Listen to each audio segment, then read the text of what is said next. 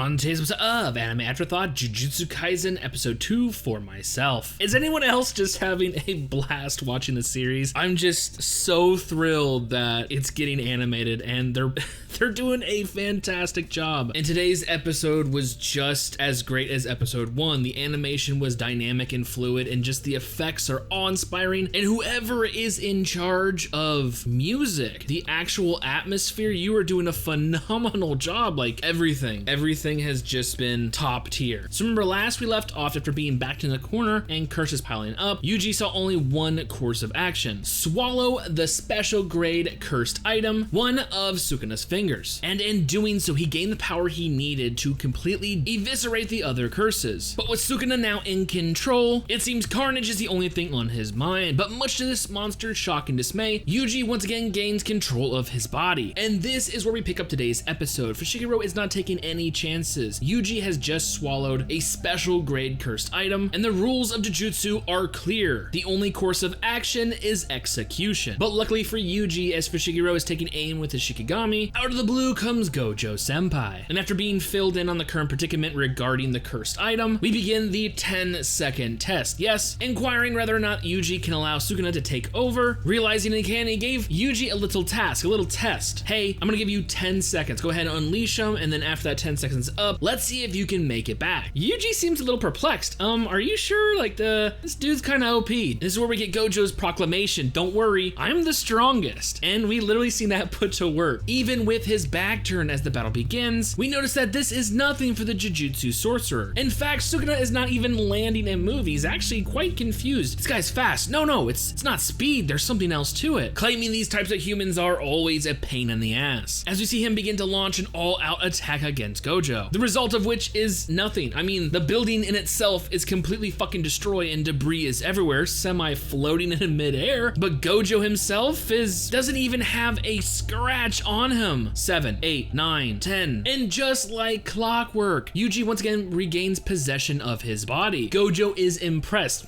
We might have something with this kid. As his interest turns to Fushiguro, hey, what's up with this kid? I mean, what do you think I should do? Well, JuJutsu laws are clear. The only course of action is execution, but that'd be a complete waste. I want him to live. Cut to where the first episode actually started. And I think it's finally starting to set in with Yuji. Oh shit. Yeah, I guess my life is on the line. As we see Gojo go further in on his intentions. Yes, you're technically gonna be executed, but I kinda had it suspended, at least for now. See, the upper echelon, the old fogies in this thing we call JuJutsu, they just want to kill you off right, but me, in reality, I think we can get a better use out of you. See, Sukuna, I think we can get a better use out of you. See, cursed fingers are actually pretty much indestructible, and to be honest, you actually make a perfect vessel. In fact, if we kill you now, only one curse dies, but what about the other 19? So here's the deal. Either A, we kill you now, or B, you go ahead and you stay with us, you collect the other 19, and then at the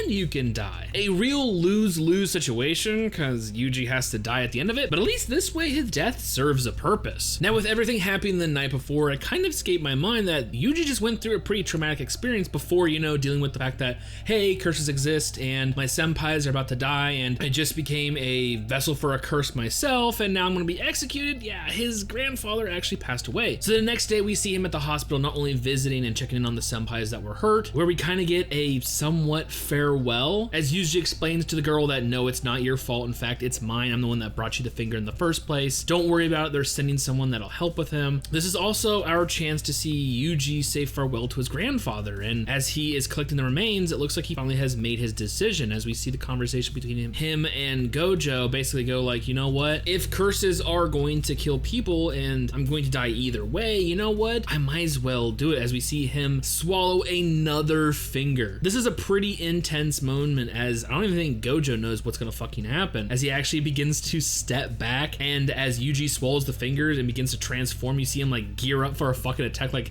oh shit. But lo and behold, once again, it seems that Yuji is still in possession of his body. Gojo remarking that not only is it a physical resistance, there's much more to it. They haven't seen a talent like his in over 1,000 years. So what exactly do we do now? Simple. Let's go ahead and enroll you in JuJutsu Tech. Get you geared up to be a sorcerer so you can actually actually go out, you know, and help us with our curse problem. Now, while heading to the school, we get a little interesting conversation between Gojo and Yuji, where Sukuna actually makes his appearance in the form of a mouth not only on his cheek, but on his hand, spouting proclamations of him returning to his full strength, and Gojo would be the first victim of his onslaught, his massacre. Yuji begins to inquire about this curse, like, hey, what's up with this dude? What's going on? Gojo informs him, like, dude, this guy is fucking legendary. I mean, nowadays, the talismans, they can't fucking hold his shit. He's actually referred to as the king of curses. This four-armed, four-eyed is a legit monster. And of course, Yuji has to inquire, well, who would win in a fight? Gojo boasts that, hey, you know, at his peak, I don't know, it'd be kind of hard, but I'd win. I'm the strongest. Like, this is why this dude is gearing up to be the GOAT. Before they can go any further, Yuji actually has an entrance exam into the Tokyo Metropolitan Magical Technical College. This is where we get a glimpse of Masamichi, who is the principal, and he's just some giant fucking dude just sitting there making dolls. Yeah, never judge a book by its cover, especially when dealing with anime and the supernatural, as we see Masamichi begins the entrance exam, this little test. Why are you doing this? Why do you want to join our school, become a sorcerer? And of course, Yuji gives him the simple, plain answers each time. Masamichi saying, you know what, that's not enough. He's there to, you know, learn how to be a shaman, learn how to get rid of curses. Yes, those are all what you want to do, but why are you here? And his first answer actually pisses him off. Like, I'm here to save people. No. People die all the time. You're telling me that it only matters when they die of a curse? Like, why exactly are you here? That's not a good enough answer. You failed. This is when he sends out one of his cursed corpses, this doll, and it begins just wailing on Yuji. But let's not forget, this kid is built like a brick shithouse, so he's taken a majority of these hits, and in turn actually delivering some himself. And to put him in this state of crisis and trying to get the right answer, the most pure answer, I think is the goal of Masamichi. As he begins once again question him, like, hey man, why are you doing this? And the second answer again seems to be the incorrect one. You know what? I made a promise to my grandfather that I would die a good death. No. Even if it is a promise to a family member, that's not good enough. Why are you here? With his last and final answer being the golden ticket. Sukuna is only something I can do. Yes, I can go on living my life as it were, but whether I was reading a manga or eating food, one day would hit me. I don't know how I'm going to feel when I die, but I want to live without regrets. An answer that finally pleases the principal. Welcome to JuJutsu Tech. But of course, like comedian timing, the doll has to get in one more punch. But even though the episode is coming to the end, Gojo has to send out one more test. Once again, trying to suss out his convictions. Hey, you know what? You don't have to come out there. I mean, you're a pretty valuable asset. You're the vessel. I mean, you can just stand back and watch. He goes, no, that's not how I roll. I mean, it would be funny to see Fushiguro come in all battered and bruised and just hand me something to eat, but nah, that's not how I roll. Gojo's like, yeah, I mean, of course you're gonna come out and fight with us. That was just all a test. In fact, you're actually more valuable than you think. See, these cursed items, all these fingers, they range from those that are just blaring this giant, come find me, I'm a cursed siren, to whisper silent, to nothing at all, and some are even already consumed by other curses. The ones inside you now will react, and you're kind of like our own little curse radar. So of course, I mean, I knew you weren't gonna stand back and watch anyways, but yeah,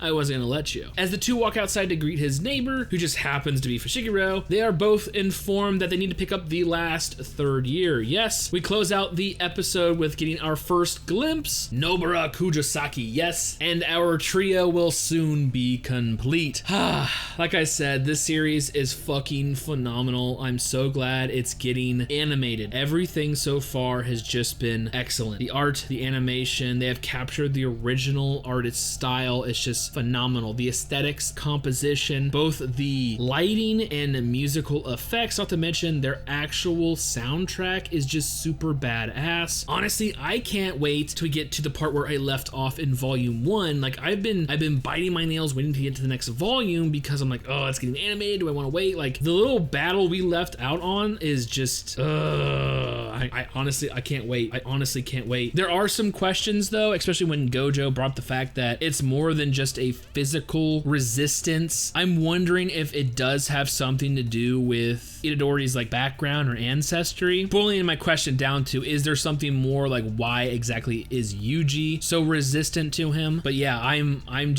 excited to learn. I heard Gojo is just a fucking monster. So with all that being said, I just can't wait. I cannot wait. I cannot wait for future episodes.